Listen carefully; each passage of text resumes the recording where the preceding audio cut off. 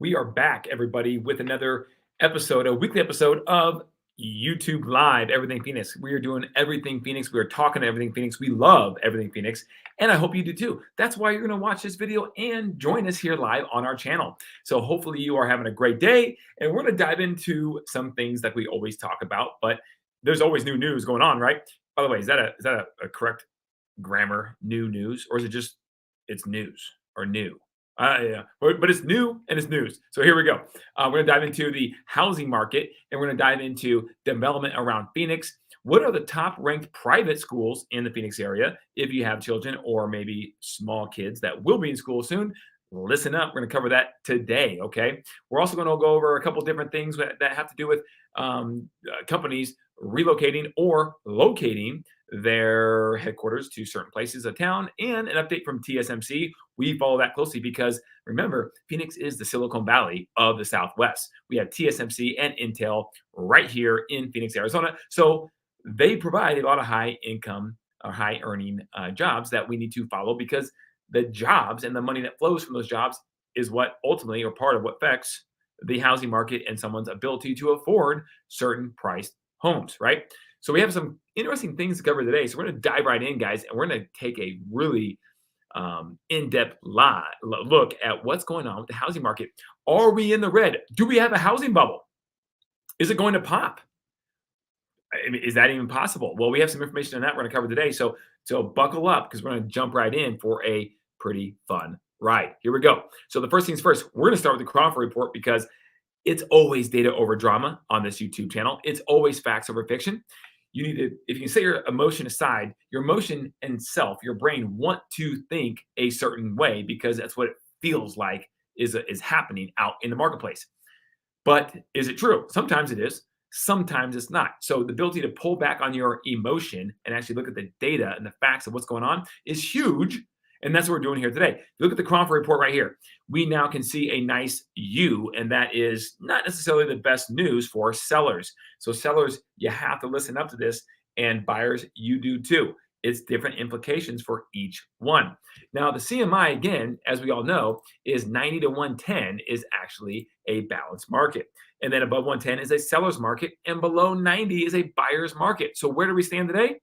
Well, if you look at the graph right there, it's just below 135. And you can see that it's lower than what it was in April of this year. So what that means is now the buyers have more negotiating leverage than they ever had before April of 2023. So that being said, sellers, does this mean it's a bad time to sell? Not necessarily. It just depends on your area of town that you're in, right? So it could be or it could not be. So you need to talk to your trusted real estate professional, wink, wink, and ask them what they think because they have all the stats for everything out there. And they've been doing it for a long time. They just have knowledge that you may not because this is what they do every single day. Now, in this scenario, let's read the commentary because I think it's very important to understand where we stand today here in Phoenix, right? Here we go. The 30-year jumbo rate has already breached 8%, and the 30-year fixed rate looks likely to follow after jumping higher at the start of this week. Newsflash, little foreshadowing here. It did breach at 8%. 30-year fixed is now over 8%. Crazy, right? Demand has been weak all year, but these rates are driving it to lower levels. At 72.3, the Crawford Demand Index is the lowest. Now, it's just demand, not supply, not overall, just demand is the lowest we have recorded since January 11th of this year, January 11th, and is still trending down. The demand from the demand side, that's not good, right? In January, the Crawford Supply Index also heading down fast, keeping the market balanced in favor of sellers. This month, we are seeing supply increase, so balance is shifting in favor of buyers. Let me repeat that. So balance is shifting in favor of buyers. You want a lower payment on your mortgage? Then you can do a buy down. Obviously, you have to get the seller's participation, i.e. the negotiation of it, but you have more of a even better chance than since January 11th to do so. All right. Although we are not in the balanced CMI range yet between 90 and 110, the current trend would place us there within just a matter of weeks. This is not a reassuring situation for sellers, and their confidence is much weaker than it was a couple months ago. Buyers have a better negotiating position, But those needing finance are increasingly dismayed at the cost of their monthly payment. Both sides are unhappy, leading to weakening transaction volumes and lower closing rates. This spreads the hurt across all sectors of the housing industry. New home builders are the least affected since they have the financial resources to buy down, there we go, buy down the interest rate for their customers and so maintain better sales volume and pricing. Why? Because guys, the affordability aspect is not about the price of the home. I mean, sure, that has indirect part of it. It's about the monthly payment, and that is affected by, of course, the price of the home. But right now, the interest rates they can change a lot faster than the price of the home is going to change. So that's why new home builders are having success. They have the financial means to do so. So if you're a buyer, does that mean you only need to be looking at new home construction? No, absolutely not. That means that you can also be looking at resale because you have the leverage now to get that same rate buy down from the seller who's just selling their house. Why? Because they probably can't sell it as fast as they once could. That's why. All right. So keep that in mind. It is very important. It really is. The listing success rate has declined to around 76% after staying over 80% until the end of July. This positive news is that it has not dropped to the level of this time last year when we see success rates in the low 60. So what is that? What is a listing success rate? That is, out of all the listings, properties that go on the market for sale, how many of them actually sell? Well, right now it's at 76%.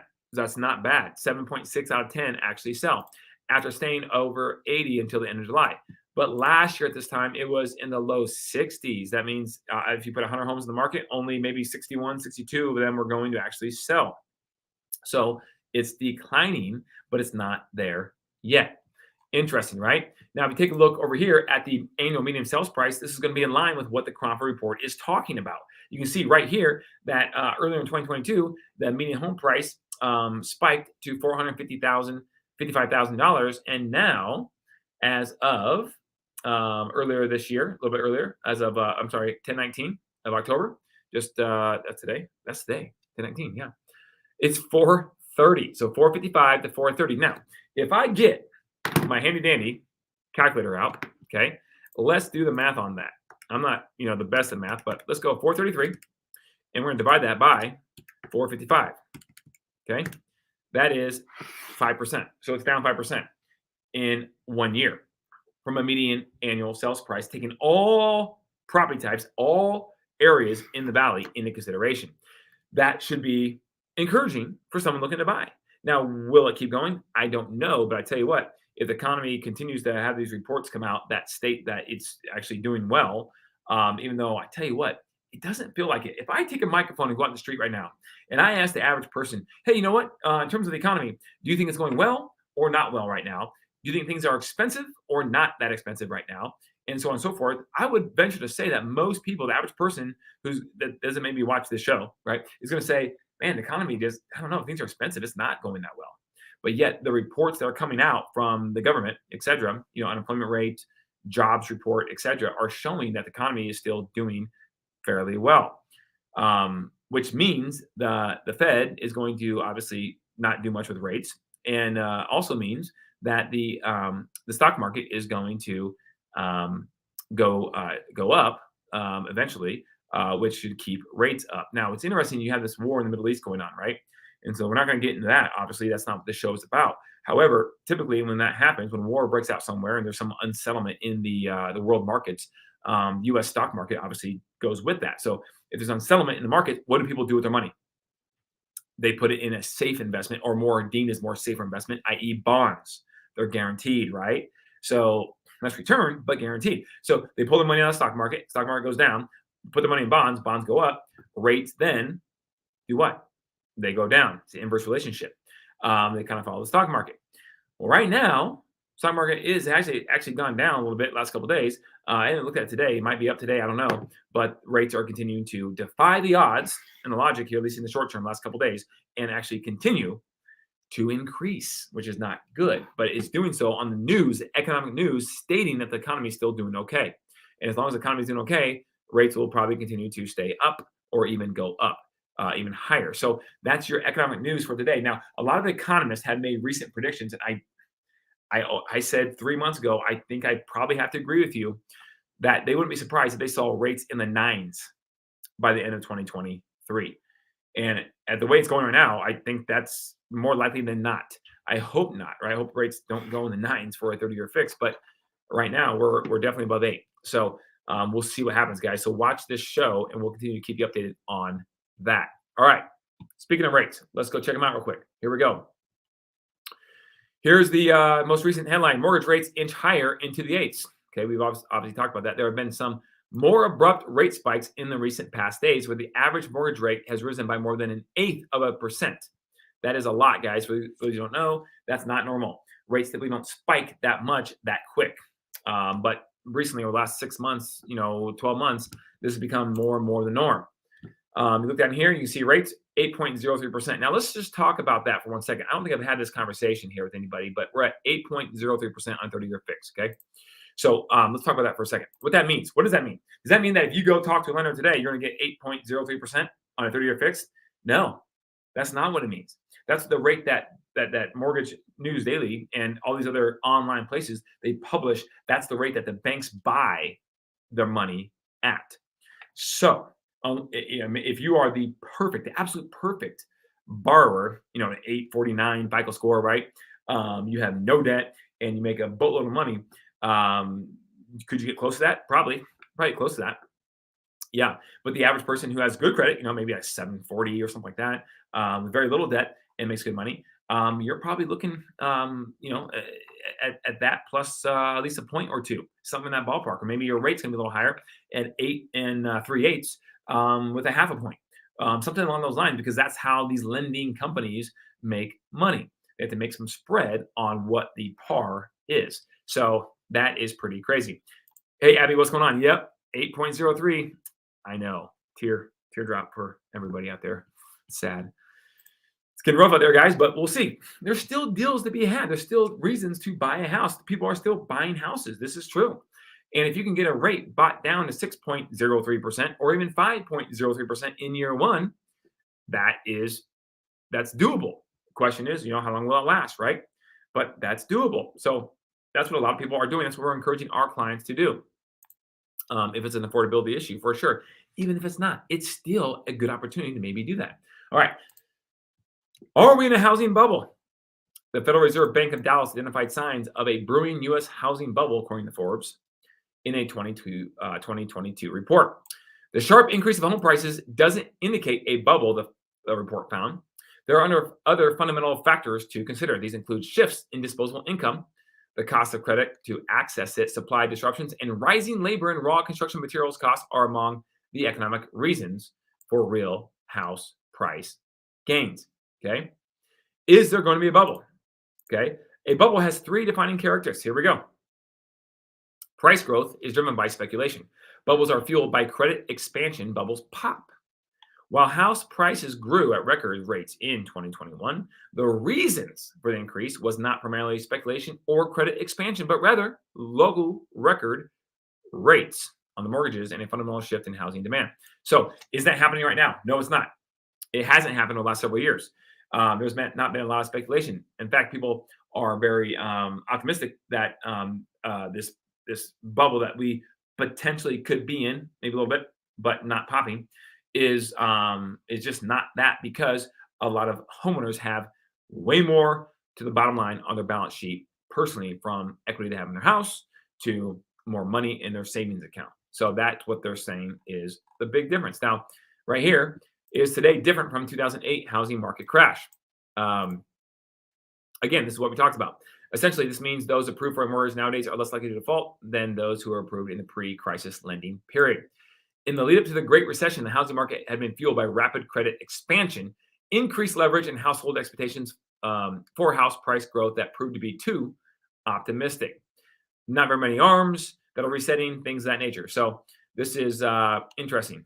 Now, warning signs that could dampen the housing market. Experts say the combination of higher mortgage rates, inflated home values, lower buyer demand, and a recession is a recipe for a challenging year ahead for the housing market. So keep that in mind. Keep watching our show. We're going to keep a watchful eye on all of this. All right. Go to another article here. That was by Forbes. This is by bankrate.com. Is the housing market going to crash? What the experts, who are these experts, by the way? What are they saying? They didn't call me up. I'm just kidding. That sounds very, very prideful. I'm a humble person, so don't call me. I'm just trying to, make sense of what a lot of smart people who are smarter than me are saying. But here we go. The chief economist for NAR, data shows the median sales prices for existing homes are near record highs. August 2023's median 4071 near the all-time high of 413,800 reflects only the fifth time ever that a monthly median has eclipsed the $400,000 mark since NAR began keeping records. Here's the kicker. Home values have seen held steady, their values, right? As mortgage rates have soared toward 8%, reaching their highest level in more than 20 years. The culprit, here it is lack of housing supply. Inventories remain frustratingly tight, with NAR's August data showing only a 3.3-month supply of homes. You're not going to see house prices decline, said Rick Arbellino, head of mortgage firm New American Funding. There's just not enough inventory. Skylar Olson, chief economist at Zillow, agrees about the supply and demand imbalance. Her latest forecasts say home prices will keep rising, not declining, rising in 2024. Welcome news for sellers, but not so great for first-time home buyers struggling to become homeowners. Interesting, right? Very interesting. Is the housing market going to crash? And they're saying that's obviously different than what it was last time when the bubble burst in 2008. Okay. So you have a bunch of stats here. This is interesting. A total of 33,000 U.S. homes had foreclosure filings, default notices, scheduled auctions, or bank repossessions in August 2023. That's down 2% year over year. Nevada had the highest foreclosure rate of any state in August at one foreclosure filing for every 224,000 housing units. That's interesting. Why Nevada? Must be something going on with the job market. Experts say prices to hold strong. 5 reasons there will be no housing crash. All right. Let's go cover these really quick here, guys. Inventories are still very low. Builders didn't build quickly enough to meet demand. Demographic trends are creating new buyers. Lending standards remain strict. This is true. Foreclosure activity is muted. All of this adds up to a consensus. Yes, home prices are still pushing the bounds of affordability, but no, this boom should not end in a bust. And that's, ladies and gentlemen, why you watch our YouTube channel, for that expert analysis, not from me, from people who are way smarter than me. I'm just smart enough to go find the data and give it to you guys concisely. Okay. All right. Now, we'll see what happens. Smart people are wrong sometimes. But right now, that's the facts. Those are the facts. And therefore, that's the best interpretation of the facts currently. All right. Now, let's go back to some development news. Okay. Here we go. Value ranks shift in niche top private school list, but the leader remains the same. Does anybody know who the leader is? Anybody guess? Comment below. What is the top leading school for private schools in the Phoenix area? Well, time's up. Here we go. Phoenix County Day School in Paradise Valley held on to the lead in the niche's 2024 list of best private schools in the Phoenix metro. The school is set on top of the list for the past couple of years. Phoenix Country Day School. Tuition at Phoenix Country Day School, otherwise known as PCDS, was listed at $32,000 for high school seniors, and just under a quarter of its 768 students received financial aid, the average $12,500. Of the school received A+ grades from niche in academics and college prep, with 100% of its students going on to college. Pretty good, 100%, right? And that school ranges from pre-kindergarten to 12th grade. Next on the list, Rancho Solano Preparatory School in Scottsdale. Okay, and then third place coming in at Brophy College Prep. These schools has significantly less expensive tuition, costing $21,500 and $17,500 respectively. Abby, oh, like your guess, that's a good one. Scottsdale Christian's a good one, but no, it is not on the top 3. But it may have made the top 25. We'll see. We'll see. Okay. Matter of fact, speaking of which, here's the top 25. Let's hit these fast. Here we go. We're going to go number 1 and go down for number 1. Okay. We won't hit all of them necessarily here, but number 1, PCDS. Okay. We just covered it. Number 2, Rancho Solano Preparatory School in Scottsdale. And number 3, Brophy Prep, grades 6 through 12. Okay. Arizona Cultural Academy and College Prep in Phoenix, 336 students. Number 5, Gary Herberger Young Scholars Academy, 5 through 12. Number 6, Bella Vista College in Scottsdale. Number 7, Xavier College Prep. Okay, grades 9 through 12, right? That's an all-girls school. Number 8, Seton Catholic Preparatory, 552 students, grades 9 through 12, 8-to-1 teacher ratio. Wow. Number 9, Paradise Valley Christian Preparatory School. Number 10, Arizona Lutheran Academy. Number 11, Notre Dame College Prep. Okay, grades 9 through 12. Number 12, Redeemer Christian School in Mesa. St. Mary's Catholic in Phoenix, number 13. Number 14, Valley Christian Schools in Chandler. And number 15, Valley Lutheran High School in Phoenix. That is the top 15 private schools in all of Phoenix, okay? So that's a pretty good list there, guys. There's some good private education going on here in Phoenix if that's the route you choose to go. And there's credits involved from the state as well that you can get to help pay for some of this tuition. Okay, here we go. Some more news on the development side. ASU chooses downtown Phoenix for its new medical school. That's pretty cool. Arizona State has decided where it will build this new medical school. This is huge, guys. A lot of jobs. Arizona State has selected downtown Phoenix for its new medical school. Mayor of Phoenix, Kate Gallego, confirmed.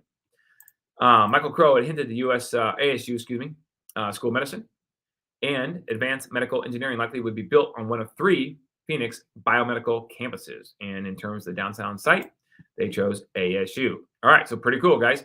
All right, pretty cool. Now on the next one, TSMC, Taiwan Semiconductor Manufacturing Company says it's on track to begin operations at Arizona Fab site in the first half of 2025. Guys, look how big this operation is in North Phoenix. It is huge. And when I say huge, I mean with a capital H, right? This is enormous. They have their own concrete plant there. Concrete prices went to the roof for everything else around Phoenix because they were sucking all the concrete up in the entire city. All right. But it's on track for 2025, which is really, really cool. That is great news. Great news for our local economy. All right. Next one. This is interesting. Homes are increasingly unaffordable. We know that. Some home buyers have a secret weapon. Ooh, I wonder what that is. What is the secret weapon? In the U.S., homes were less affordable across 99% of counties in the third quarter of this year than the historical average. The age-old house hunters joke is a simple one. A husband and wife each have a ludicrous career and an equally ludicrous budget to buy their dream home. For example, one spouse tunes harmonicas part-time, the other trains hamsters. But somehow their home buying budget is $1.2 million. How in the world does that happen? Fans of the HGTV show have been puzzled for years by the number of participants who can afford a big budget while working jobs that seemingly lack big salaries. How is that possible? Redfin has one potential explanation. Here you go. Here's the secret weapon: family money. If you're so lucky to have that. Okay. About 38% of recent home buyers under 30 years old used either a cash gift from a family or an inheritance to afford their down payment, according to Redfin. Okay. First-time homeownership has become increasingly expensive, which has shut the door to homeownership for young people without family money. That makes a large share of young people so-called NEPO homebuyers. They have all these weird names, right? NEPO homebuyers who can use family money to help grow their wealth and purchase a home. That has helped contribute to intergenerational wealth inequality. Okay. They found that 79% of homeowners at that time had a parent who owned a home, and 67% had a grandparent who also owned a home. Okay. Housing is increasingly becoming unaffordable. Look at these stats, guys. These are interesting. A recent report by housing data provider Adam found homeownership expenses now account for 35% of the average American worker's pay. Most lending standards call for a 28% debt-to-income ratio. In 2021, major homeowner expenses stood at about 21% of an average worker's income. And now, guys, it's at 35%. This is wild. In the U.S., homes were less affordable than 99%, okay, of all counties across the board. The median sales price of a home in the U.S. skyrocketed during the pandemic, going from $322,600 in the second quarter to $479,500 in the end of 2022. Homeownership rate is slipping again. The rate of homeownership in America has been and remains volatile. Okay, it peaked at 69.2%, but dropped to 62.9% in 2016. It spiked in COVID-19, but has since dropped to 65.9% for homeowners. Wow. All right. This is important. Least affordable metro home areas. All right, let's go number one. San Francisco. Bet you guys could not have guessed that. Number two, this is San Diego, Chula Vista, Carlsbad area, California. Number three, Honolulu. Number four, Newark in New York City. Number five, Seattle. Number six, Los Angeles. And number seven, Santa Clara, San Jose. Number eight, Oxnard and Thousand Oaks, California. Number nine, Arlington, Virginia, Washington D.C. area. Number 10, Newburgh, Middleton, New York. Wow, that's crazy. Number 11, Miami, Fort Lauderdale. Fort Lauderdale. There we go. Let me get the marbles out of my mouth. Number 12, Boston. Number 13, Denver. Number 14, Sacramento. Number 15, Norwalk, Bridgeport, Connecticut. Guys, notice the trend there. The majority of these places are on the what? Coast. Okay. So there are still places where homes are much more affordable, but you may not be able to live by water or on the coast. Just FYI. Now, maybe one day you can, but maybe when you start off, buy a home that's cheaper, in a cheaper neighborhood, in a cheaper state, in a cheaper city, sacrifice for a few years, and then grow your equity. And then at some point, if you want to live on the coast, then maybe you have the ability to use the equity to then fund that really expensive home that you're going to overpay for on the coast.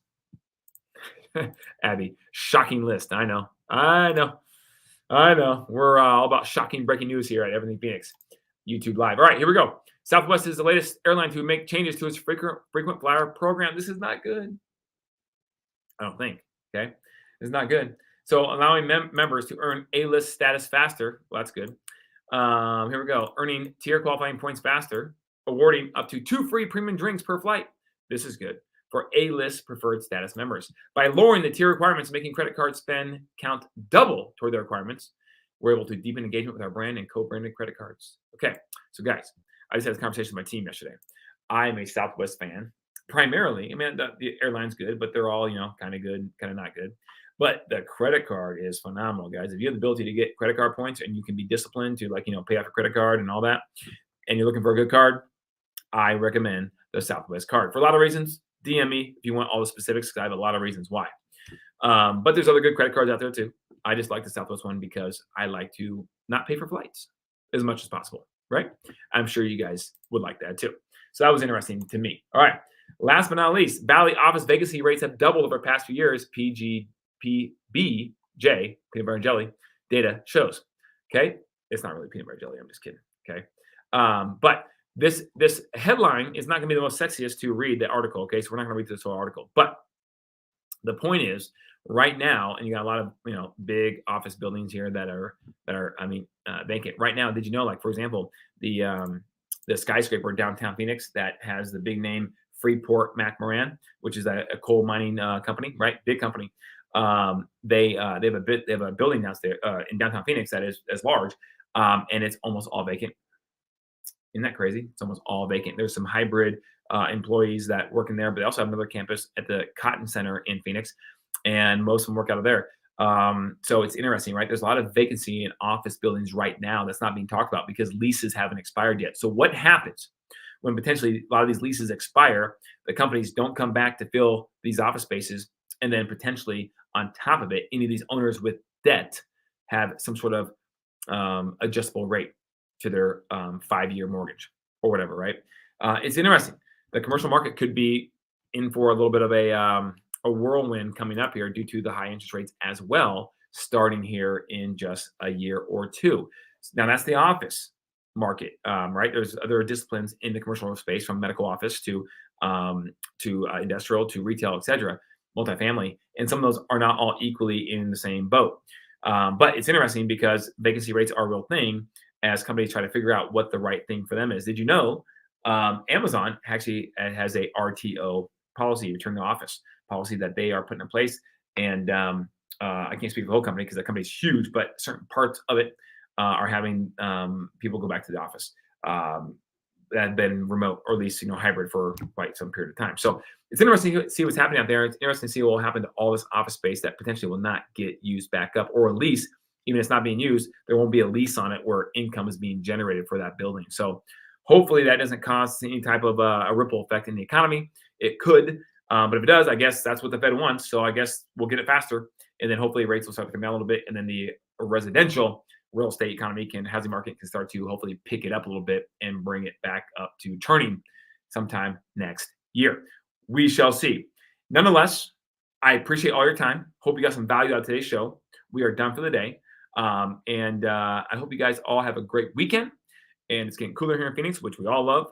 But outside of that, guys, join us next Thursday on our next YouTube Live. And don't be afraid to comment and let us know where you're watching from. I know we get the reports. I know there's a lot of people watching, but people are kind of shy. So comment and let us know where you're watching from and any questions you have. I love to read it and love to participate with you guys on two-way conversation. Thanks, guys. Make it a wonderful day. And until next time, keep it classy, Phoenix.